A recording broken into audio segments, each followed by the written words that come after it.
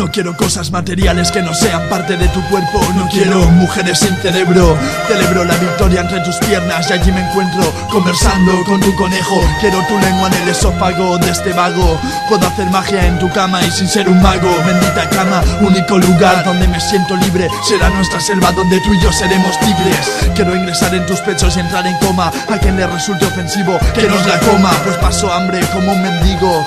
Pero tus labios por desgracia no pueden venir conmigo. Que tus brazos sean mi única cadena y tu cuello empapado en sudor, mi única cena. No quiero dosis sin sobredosis, quiero catarsis. En el oasis de tu cuerpo no existe condena. Que me encarcelen por amar tus pechos. Soy un vicioso en un mundo de estrechos.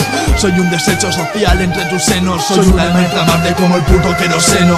Somos personas necesitadas, rodeadas de ráfagas calientes de placer. Rechazo almas intoxicadas que me comparan con misóginos sin tener nada que ver. Quiero esnifar de tu perfume, juro ser inmune al dolor si esto nos une. Tu cuerpo entrelazado al mío, seamos testigos o participantes de este puzzle. Deja que mi cuerpo sea tu sábana en esta fría jornada. Prometo ser buena manta, caí en la trampa. Follemos aunque lleves tampax, no me importaría caer si es en tu cama.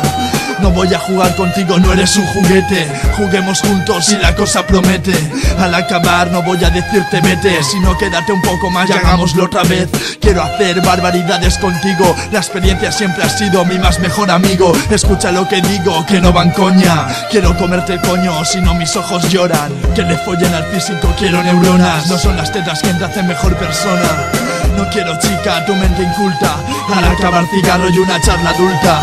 Comerte el cuello mientras gritas al cielo. Gracias por este momento tan perfecto. En efecto, no falta el respeto. Las ganas de follarte no son un defecto. Eres un ángel, nena, quítate las alas. No te harán falta para sobrevolar las nubes. En tu placer está mi felicidad. Quiero satisfacerte, eso no lo dudes. No soy nada sin ti, un antagonista que busca ser feliz como el protagonista.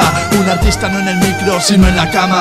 El malabarista de tus pechos, sabor a drama. Hagamos una porno pero real, que la cámara de vídeo sea tu mente. No quiero ser tu amigo y tenerte al lado. Prefiero ser tu compañero y así tenerte enfrente.